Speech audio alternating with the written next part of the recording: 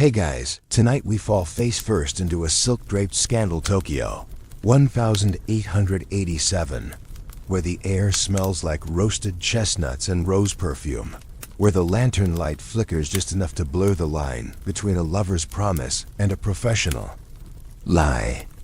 You're walking down a narrow street near the pleasure quarter, your Geta sandals clacking against stone, and every open tea-house door spills out laughter thick with sake and secrets. You pass a woman whose painted face doesn't twitch, even as a man twice her age calls her his moon. She's paid to be everyone's moon. That night, under silk parasols and cherry blossoms, a courtesan locks eyes with a man in a western suit. He bows, she doesn't. Their story will crack open a country's conscience. So before you get comfortable, take a moment to like the video and subscribe, but only if you genuinely enjoy what I do here. And if you're still awake, drop your city and local time in the comments. I love seeing who's tuning in from where.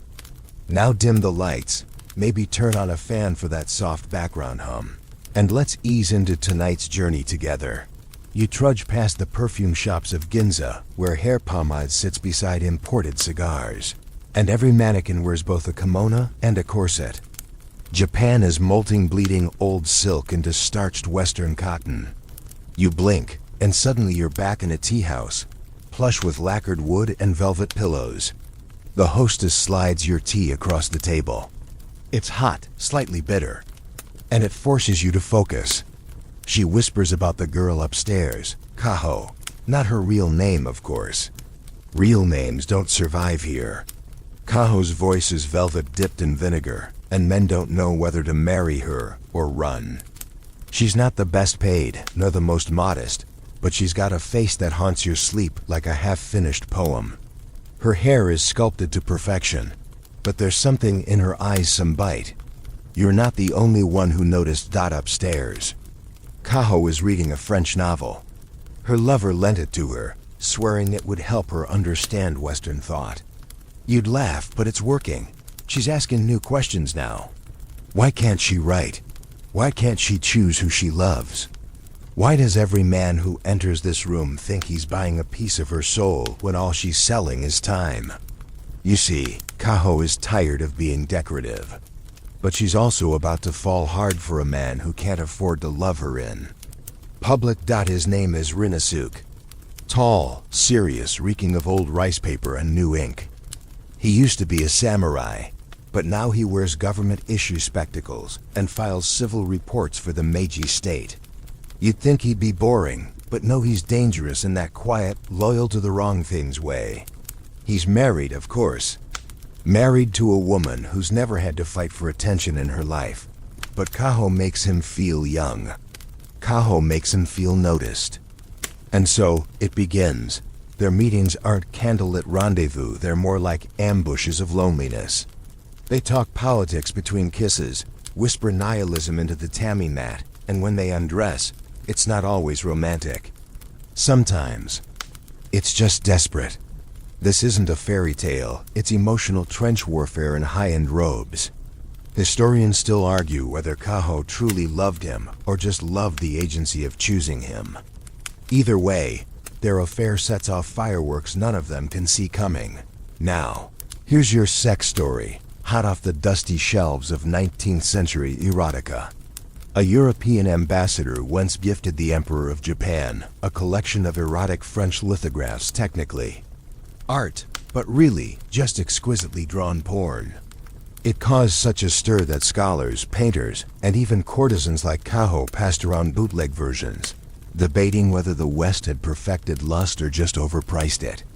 That same year, a courtesan was famously paid in gold coin and poetry to spend one night with a bureaucrat who then tried to publish her love letters in a newspaper when she ghosted him. Classy. Meanwhile, back in your tea house, whispers spread. Kaho and Rinasuke aren't subtle. One night, they're spotted holding hands near the river. Scandalous. That's basically second base in Meiji society. His superiors catch wind. His wife does too. Kaho's housemistress demands she either end the affair or pay triple rent. Everyone wants them to break it off. which, of course, makes them cling harder. You've seen this before. You've been this before. The rush of forbidden affection, the heady power of being seen. But the price tag is coming. And it's going to cost more than yen. You hear the click before the door. Opens. Kaho is early. Again. She's not supposed to be here tonight, and Rinasuke knows it. You're watching from the corner of his cramped study, the one where scrolls are stacked like fallen dominoes, and the kerosene lamp smokes up the ceiling. She walks in without removing her shoes. That's how you know she's not here for pleasantries. Her lips are red like they've been chewed, and she doesn't smile. Neither does he. There's tension, but not the romantic kind. It's the tension of two people who already crossed the line and can't find their way back. And when she speaks, oh, it slices. Do you think your wife writes you poetry? She asks, tossing a folded fan onto the table. It's a line from a letter she sent him last week. He never replied. That's been happening more and more. The affair, once volcanic, is cooling into awkward silences and clumsy exit strategies. He tries to say something noble, something like, "This is dangerous," or "I can't risk your safety." But the words sound like excuses, and Kaho knows it. You can see it in the way her shoulders stiffen. She doesn't cry. She never does. Instead, she opens her kimono slightly and says, "Is this still worth the scandal to you?" And Rinasuke, for the first time, can't answer. Scandal. It's already escaped the bedroom. The servants talk. Letters disappear. One shows up and signed on the desk of Rinasuke's superior. Immoral conduct unbecoming a government official, it reads. It's dripping with passive-aggressive ink, the kind that spells career death. The next week, Kaho's name is whispered in court salons, her reputation untangling faster than a drunk man's topknot. She doesn't mind the attention at first. She jokes about it. Infamy, she says, is the poor girl's inheritance. But the jokes stop when clients begin canceling. One writes, "I cannot afford to be seen with you. You belong to someone else now." Another simply leaves an envelope with no return booking. Her income drops. Her dignity frays. Rinasuke still sees her, but not as often. And not as tenderly, now. Let's take a little detour, because while these two are playing emotional Jenga, you'll want to meet our quirky tidbit of the night. In the 19th century, Tokyo had an unofficial profession called a neisho-onna, or secret woman, essentially a hired companion who specialized in being invisible. Not a geisha, not a courtesan, not a maid. She was trained to leave no trace. No scent, no record of ever having been in your life. The irony? Their diaries are some of the most detailed documents we have of elite domestic scandals. One neisho-onna reportedly advised a prominent general to pretend to have hemorrhoids, so his wife wouldn't suspect his absences. Tactical romance. If you will dot back to our lovers. One night, Rinasuke arrives unannounced. Kaho isn't home. He waits and waits. Hours pass. When she finally returns, fresh from another client, he doesn't speak, just stares. She shrugs. "You told me to be discreet," she says. And there it is. The moment when control slips from his hands and lands squarely in hers. The love triangle him, her and his shame has collapsed. He accuses her of using him for poetry. She laughs. He slaps the wall. She leaves. The next morning, something astonishing happens. A serialized story appears in a popular magazine, The Crimson Fan. It's fiction, technically, but everyone in Tokyo knows who it's about. A courtesan with a razor tongue. A married man who thinks with his ego. A doomed love affair painted in cherry blossom metaphors and brutal monologues. The public devours it. Each week brings a new chapter. Fan letters flood the editorial office. Some call it brave, others shameless. A few ask, is it true? No one's answering. And this is where things turn from scandal to slow burn revolution. Because that story It wasn't written by a man. It wasn't written by anyone the literary elite took seriously. It was written by a woman. A young one. Her pen name? Chiel. No one knows her real name, yet, but she's been watching lurking in the background of salons and reading circles, digesting every sigh in silence. She turned gossip into literature, heartbreak into weaponry. And as for Rinasuk, he resigns within the month, claims poor health, but everyone knows. His wife moves in with her sister. Kaho, she disappears, vanishes from the record. Some say she married a merchant in Nagasaki. Others say she jumped into the Sumida River with ink stained. Love letters sewn into her sleeves. Historians still argue whether the story killed her career or immortalized her. What no one disputes is this: the novel changed everything. It's no longer just about lovers. It's about the system that devoured them. You can practically feel the heat rising from the printing press, wet ink still glistening, fresh sheets of the crimson fan fluttering in the hands of fishmongers, teachers, seamstresses, and students who pretend not to care about women's fiction, but read every word under the table. The serialized novel isn't just gossip anymore. It's lightning in paper form. You sit beside a group of schoolgirls in a bathhouse, steam thick around their faces as they whisper about the latest chapter. One girl swears the courtesan in the story hexes the bureaucrat by sending him her hair wrapped in red silk. Another says the heroine is secretly pregnant. None of this happens in the story, of course, but rumors breed like frogs in Meiji puddles. You listen, half amused, half awed. For the first time, a woman's voice is echoing across the city, not in screams, not in scandal, but in sentences that draw blood. Kaho, or at least her fictional twin, is now a literary icon. Readers fall for her, pity her, fear her, but they don't dismiss her, and that is new. Rinasuk's doppelganger fares worse, portrayed as a self-righteous coward who believes love is a reward for good behavior. He weeps, he begs, he lectures, but he never listens.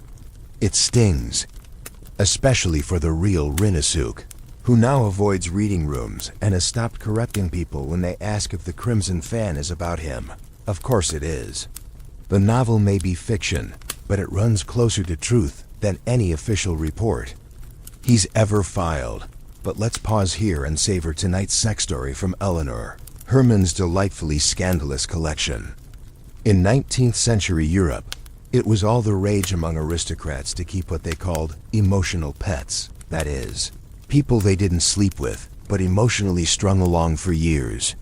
Think Tinder's soft launch phase, but with more lace and fewer exit strategies. One infamous baroness kept a sad-eyed poet in her garden house, feeding him oysters and having him read poetry aloud while she bathed behind a screen. The poet went mad eventually, not from lust, but from hope. Kaho would have understood. In fact, she might have sold the baroness better metaphors. Back in Tokyo, things are getting loud. Letters to the editor pile in, some furious and ecstatic. This is dangerous literature, one retired colonel writes.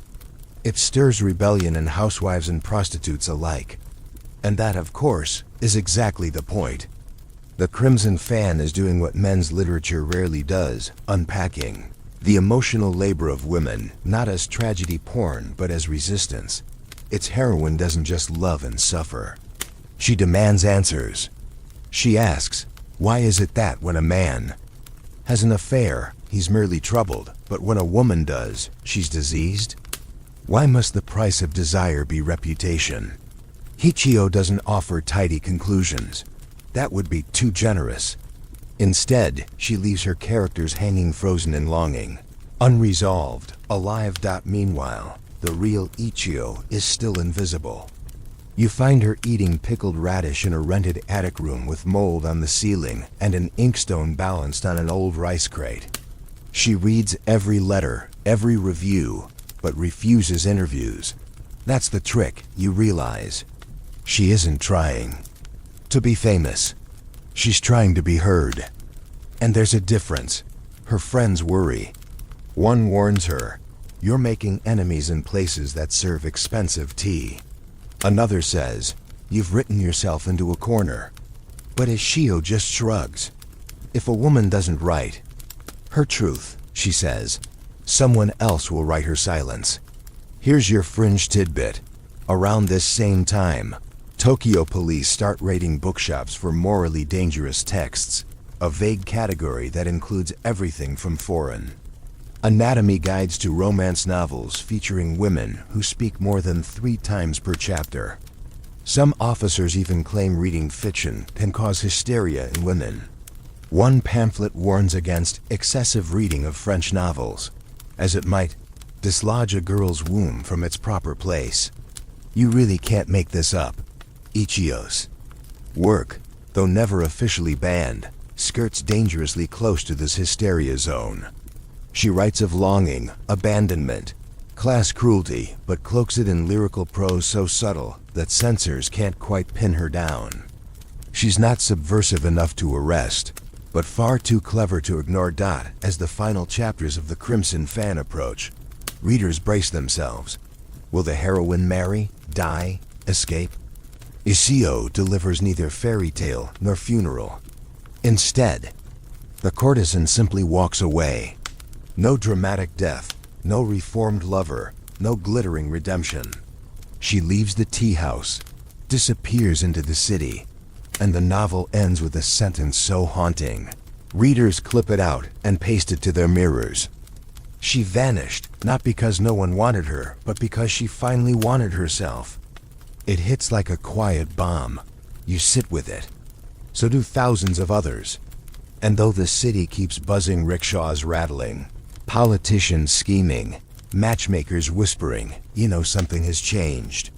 The ground under womanhood just shifted. Now, let's take a little detour, because while these two are playing emotional Jenga, you'll want to meet our quirky tidbit of the night. In the 19th century, Tokyo had an unofficial profession called a neisho ana, or secret woman, essentially a hired companion who specialized in being invisible. Not a geisha, not a courtesan, not a maid. She was trained to leave no trace. No scent, no record of ever having been in your life. The irony? Their diaries are some of the most detailed documents we have of elite domestic scandals. One neisho ana reportedly advised a prominent general to pretend to have hemorrhoids, so his wife wouldn't suspect his absences. Tactical romance. If you will back to our lovers. One night, Ringosuke arrives unannounced. Kaho isn't home. He waits and waits. There's a rumor that floats around the tea shops and bookstore queues like perfume smoke. One that says ECO never wrote the Crimson Fan alone. That somewhere, tucked inside her poetry drafts or hidden behind pressed chrysanthemums in her journal, is a name Kaho's. Some whisper she dictated parts of the novel. Others claim Ichio met her once, face to face, in a narrow alley behind a kabuki theater. Whether it happened or not, you can't shake the image. 2 women, one disgraced. One unread, sharing tea so bitter it makes them wince. Trading war stories like exiles from the same battlefield. The idea that the courtesan gave her pain to the writer, not as a sob story, but as ammunition, is almost too poetic to be real. But then again, this is Tokyo in the late 1800s, and poetry leaks from gutters and clings to doorknobs. You're standing in a print shop watching Ichio's words ink themselves into immortality while her hands shake just off frame. She writes quickly, obsessively, like the stories are boiling over inside her, because they are. And in each page, she slips in one more slap to the patriarchy, just soft enough to pass the censors. You walk with her now through Yanaka, past tombstones cracked from time and vines that have learned to grow silently. She visits her younger brother's grave every week, whispering lines of unfinished stories between the incense sticks. This is where her grief sharpens, where her resolve calcifies. At home, she scribbles into nightfall, squinting through failing lamplight, her sleeves stiff with dried ink. She's broke. She's ignored. But the characters keep coming: girls who refuse arranged marriages, women who set their own prices, wives who read French novels and stop pretending to be dumb. Ichio's stories don't shout. They smirk. They pull the rug out from under tradition, with such grace that the audience applauds before realizing they've been insulted. Here's your required erotic historical detour. In Peter Webb's The Erotic Spirit Through History, there's an entry about a woman known only as Asterisk, Painted Widow Asterisk. She lived in early 19th century Paris, wore only black, and hosted salons where guests had to enter blindfolded. Once inside, she read erotic poetry to them by candlelight and served aphrodisiac laced tea. She believed literature should cause arousal, not boredom, and famously told one writer, "If your words don't make someone sweat, you've wasted the page." Ichio would have raised a teacup to her, not because she wrote the same way, but because she knew language could tickle, provoke, subvert. That a sentence could stroke the mind in ways a lover never could. But not everyone is amused. By the third printing of The Crimson Fan, anonymous letters start arriving at the publisher's office. They accuse Ichio of moral decay, of literary seduction, of polluting the minds of impressionable girls and sentimental men. One even suggests she be interrogated by the Ministry of Education. You laugh until you realize they're serious. A new wave of critics claims her writing is dangerous not because it's radical, but because it's relatable. That's what really terrifies them. She's not calling for revolution. She's reflecting reality. And that's harder to dismiss. This week's fringe tidbit: in Meiji-era Tokyo, women weren't just banned from voting or holding office, they were technically forbidden from participating in political meetings, even as observers. One group of housewives tried to start a literary circle focused on morality and motherly values, and the police shut them down for disturbing public harmony. But here's the twist: those women reorganized as a sewing club. They stitched nothing. Just read banned novels while pretending to argue about thread count. Ichio would have approved. Back in her attic, she rewrites the final page of a new story for the 4th time. It's not about Kaho now. It's about someone else, a child bride turned widow who fakes madness to escape her in-laws and ends up teaching poetry to fishermen. It's not even political on the surface, but the layers are there, and you see how Ichio has evolved. She's no longer just reacting to the scandal, she's sculpting something larger from it. Her heroines aren't cautionary tales anymore. They're blueprints. As readers clamor for more, Ichio refuses to deliver sequels. Stories end when the lie collapses, she says, sipping tea from a chipped porcelain cup. She's thin now, sickly really. The weight of fame sits strangely on her shoulders. One admirer brings her a bouquet and says, "You speak for us all." She smiles politely and replies, "No, I only echo. But you know better." She's not an echo. She's the thunderclap after a woman slams the door for the last time. And everyone, even those pretending not to listen, FLINCHES. It's raining again. The kind of slow, sticky drizzle that soaks into the seams of your clothes and turns Tokyo's alleys into watercolor paintings.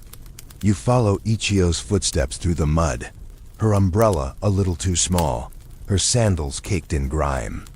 She walks past noodle stalls and silenced brothels, past shuttered paper shops and temples still burning incense for lost sons. The city hums with a tired rhythm, but she's not slowing down. There's a manuscript in her sleeve, a story she's carried through the night like a secret. You see, she knows time is running out. Her health is fading: tuberculosis, though she hasn't admitted it aloud. Her lungs ache, her back spasms. But the words won't let her rest. She coughs blood into a handkerchief, then keeps writing. Because if she stops now, the silence will win. You slip into the room with her, tiny, low-ceilinged, books stacked like unstable altars, teacups doubling as ashtrays. She sits on a threadbare cushion, brushes stray hair from her eyes, and begins. Again, the ink flows, but it's no longer just grief she's transcribing, it's warfare.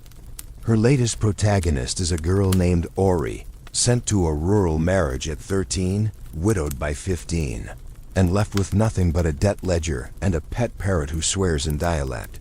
It's funny, it's bitter, and somehow, it's true. Readers adore Ori. They write in to ask, was she real? And Ichio writes back, aren't we all? That's her power, not just imagining women's stories, but treating them as history worth recording. Meanwhile, the literary the men, are spinning. Now let's take a little detour, because while these two are playing emotional Jenga, you'll want to meet our quirky tidbit of the night. In the 19th century, Tokyo had an unofficial profession called a neisho-ana, or secret woman, essentially a hired companion who specialized in being invisible. Not a geisha, not a courtesan, not a maid. She was trained to leave no trace. No scent, no record of ever having been in your life. The irony? Their diaries are some of the most detailed documents we have of elite domestic scandals. One neisho-ana reportedly advised a prominent general to pretend to have hemorrhoids, so his wife wouldn't suspect his absences. Tactical romance. If you will dot back to our lovers. One night, Rinnosuke arrives unannounced. Kaho isn't home. He waits and waits. Some try to praise her with the backhanded grace of a jilted ex. Her talent is charming for a woman. Others get more creative. One essayist accuses her of manipulating the reader's sympathy through feminine weakness. Another calls her dangerously intuitive. Imagine being so precise that it frightens people into poetry. You watch as Ichio reads their reviews, lips twitching, eyes unreadable. She doesn't reply. Instead, she writes a new story about a male writer who steals his maid's diary and publishes it as fiction. It's funny until the end, when the maid sues him and wins. The men don't catch the joke. The women howl. Here's tonight's sex slice from Michel Foucault's archive of absurd intimacy. In 19th century England, a common upper-class fetish was silent companionship. Wealthy men paying women to sit with them in total silence for hours. No talking, no touching, just presence. Some even demanded the women face the wall while they drank tea. The unspoken thrill? Control. The eroticism of unacknowledged power. Ichio flips that script. In her work, silence is never passive. It's charged, weaponized. Her characters fall silent not because they're broken, but because the room doesn't deserve their voice. That, dear listener, is a different kind of rebellion. By now, Ichio has fans. Real ones. Not just bored aristocrats or scandal chasers, but girls who clip her stories and hide them inside schoolbooks. Widows who memorize her lines like gospel. Even young men who admit privately, in hushed tones, that her fiction makes them feel seen in a way politics never has. Her name starts to appear in academic journals, reluctantly at first, like an inconvenient truth. Someone coins the phrase feminine realism. Someone else calls her the ink-smeared oracle. But she's still broke, still coughing, still writing like her soul is on fire and her body's the matchstick. Here's your fringe tidbit. Ichio was once invited to a literary banquet where the host, unsure what to serve a lady author, offered her nothing but sweet potatoes and water. The men drank sake and gossiped.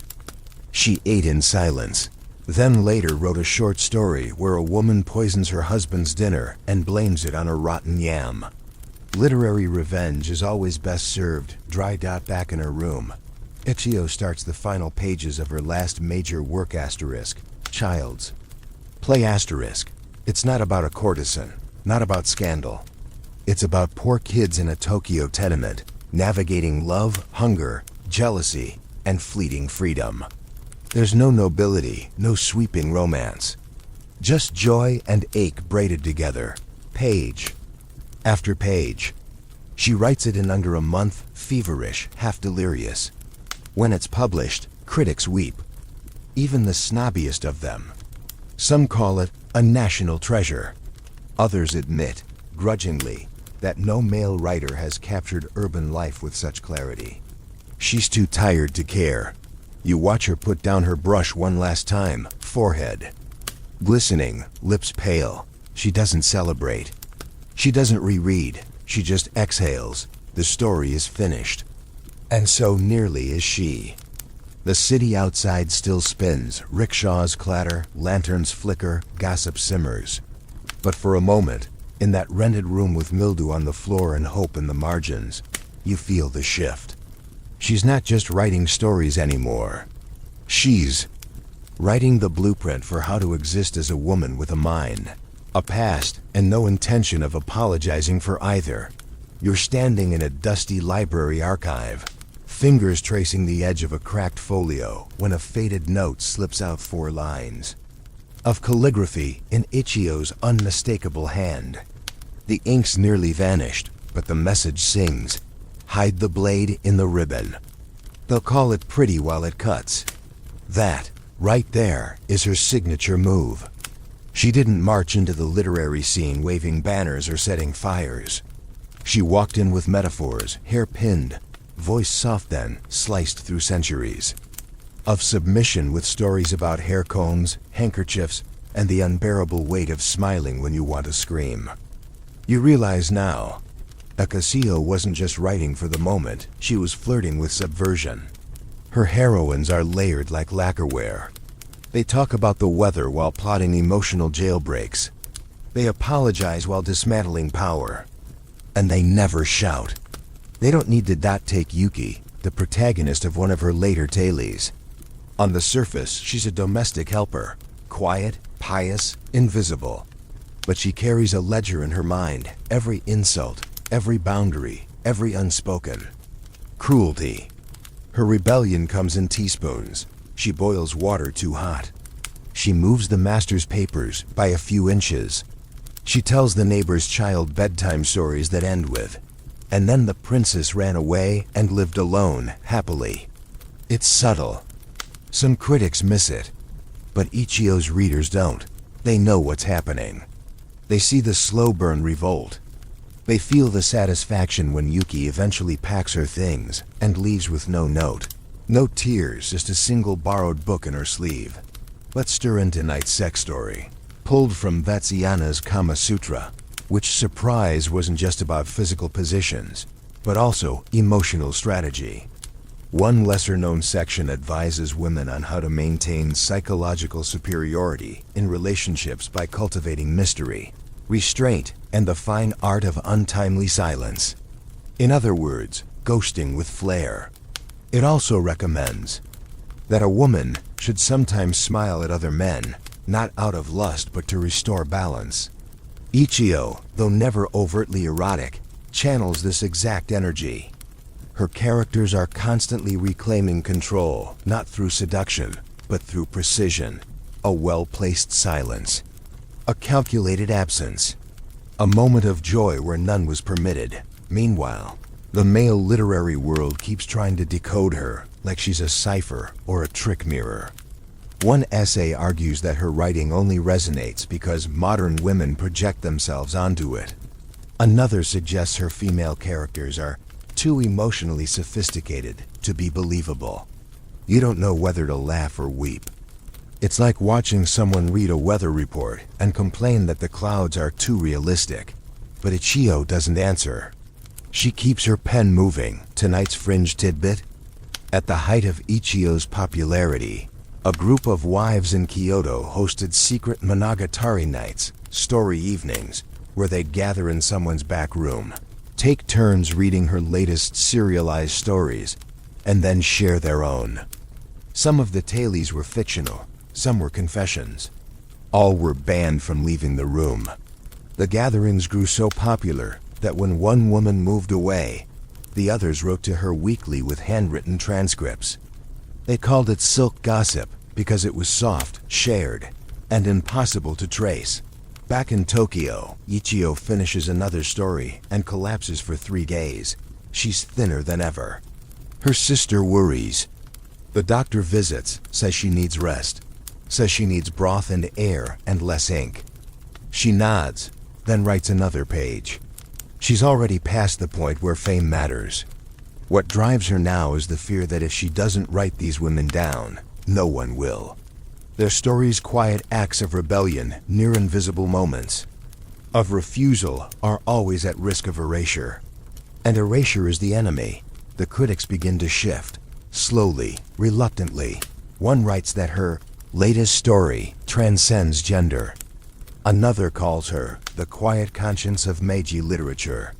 It's a backhanded compliment, sure, but it's still progress. Even those who once dismissed her now keep her work on their shelves, if only to avoid appearing out of touch. Some even claim to have always admired her. You roll your eyes, but you also smile. Because this is how change happens, first through whispers, then through mimicry, then through legacy. And Ichio? She doesn't celebrate. There's no champagne, no silk fanfare. Just another evening, another draft, another story whispered into the belly of a dying lantern. But something's shifted in the city. You feel it on the trams, in the schoolyards, even in the way women carry their umbrellas angled slightly forward now, like a shield. Her fiction has given them language, not slogans, not manifestos, but metaphors that say, you are not alone. You are not wrong. You are not silent. You were just waiting for someone to put your story on the page. You open a drawer in a dusty secondhand bookstore and find it there, tucked behind a fan-shaped postcard and a dried camellia. A hand-copied excerpt from the Crimson Fan, yellowed and creased, edges kissed by time. But someone's underlined. A single sentence in red ink. He touched her hand like he meant to apologize, but only took her pulse instead. It hits you like a whisper down the spine. Because that's the genius of Ikio. She doesn't write confrontations. She writes quiet hauntings, moments that linger, phrases that feel harmless until you realize they've unpacked something hidden in your ribs. And the pulse she's measuring now? It's the cultural heartbeat of a nation slowly realizing that its women have always been watching, remembering, and finally writing back. By this point, Ichio is too sick to attend public events, but her stories travel without her. One day, a police inspector reads one on the train and misses his stop. A housemaid in Aomori saves up 2 weeks' wages just to buy a magazine that carries her final work. Students begin quoting her in debate clubs. Her prose becomes shared language. In a culture trained to value restraint over reaction, she gives permission for feeling. Not melodrama, not chaos, just interiority. And it shakes people. Because when women begin to articulate what's been silenced for generations, even the air starts to shift. Let's crack open tonight's historical sex file, courtesy of Foucault's deep dive into Victorian-era intimacy. In one obscure London club, aristocrats paid handsomely for private readings of erotic, not to arouse, but to scandalize themselves into reflection. The readings were slow, clinical, almost academic. They believed guilt sharpened the mind. One countess reportedly fainted during a passage describing a woman initiating physical contact. When revived, she whispered, "No one writes women that." Brave. Ichio never wrote sex directly, but she wrote brave. She gave women agency without spectacle, desire without punishment, and autonomy without apology. That, in a society built on regulated shame, was more erotic than anything explicit. But the backlash finds its second wind. A rising tide of conservative editors now accuse her of influencing improper thought. Some magazines begin quietly pulling her stories from future editions. A few schools ban her work entirely, citing emotional instability in female readers. One pamphlet describes her fiction as morally caustic. And yet the irony? The more they ban her, the more people want her. She becomes a symbol, an unintentional revolutionary wrapped in kanji and modesty. In a country racing to westernize its tech, but muzzle its women, Ichiyo becomes the literary equivalent of a subversive lullaby. And here's your fringe tidbit to salt the wounds of repression. In late Meiji Japan, women were legally prohibited from publishing opinions on political matters, but fiction wasn't regulated. So clever writers like Ichiyo funneled politics into metaphor, dressing critiques as courtship and censorship as heartbreak. There's a story where a woman dreams she's trapped in a room full of mirrors. Each mirror reflects a different version of her self-dutiful daughter, discarded lover, lonely widow, but none of them speak. In the final line, she smashes every mirror and walks out barefoot. Officials called it melancholic nonsense. Readers knew it was a manifesto. You're sitting now in a candlelit room with 3 generations of women. A grandmother reads, Ichiyo aloud while the others peel persimmons and sip barley tea. No one speaks until the last line lands, and even then, the silence feels reverent, not empty. That's how literature becomes legacy, not through critics, but through kitchens. Through repeated lines murmured over chores and cradles. Through daughters who inherit not land, but language. In one of her final journal entries, Ichiyo writes, "What they call sorrow is simply truth that no one prepared you for." You close the book, swallow hard. She wasn't trying to prepare people for sorrow. She was trying to tell the truth before the ink ran out. And in doing so, she didn't just inspire readers, she unsettled them. Her influence spreads like smoke, ungraspable, but impossible to ignore. Now, her words have reached the whisper networks. Schoolgirls copying quotes into diaries, writers weaving tributes into plays, even courtesans reciting her lines in place of the old romantic cliches. Because what Ichiyo offered wasn't just fiction. It was permission to feel, to resist, to leave. And long after the paper fades and the publishers forget, that permission echoes. Like a song hummed under the breath. Like a pulse someone tried to measure but couldn't contain. You wake up in a Tokyo that doesn't quite look like the one Ichiyo walked through. Glass towers now pierce the sky she once watched from her attic. Vending machines hum where incense once smoldered. And rush-hour trains carry thousands who've never read her stories, but live inside the echoes of what she wrote. You take a breath and step into a bookstore tucked behind a flower stall. It's quiet inside, the kind of quiet that feels like a held note. On the far wall, between modern novels and neon manga, there she is, Ichiyo Higuchi. Her face on a book cover, her name etched in steady script. A girl beside you whispers, "My grandmother used to read her aloud." And just like that, you realize this is what legacy looks like, not statues or street names, but soft inheritances whispered across generations like spells. Ichiyo died young, just 24. Not with a grand farewell, not surrounded by fans or accolades, but quietly, in a rented room with a cracked window and unfinished pages stacked beside her futon. The newspaper gave her a single column. "Talented girl, taken too soon," they wrote, as if talent were a fleeting phase, as if the weight of her work could be reduced to a sentimental sigh. But you know better. Her stories didn't fade with her, they multiplied.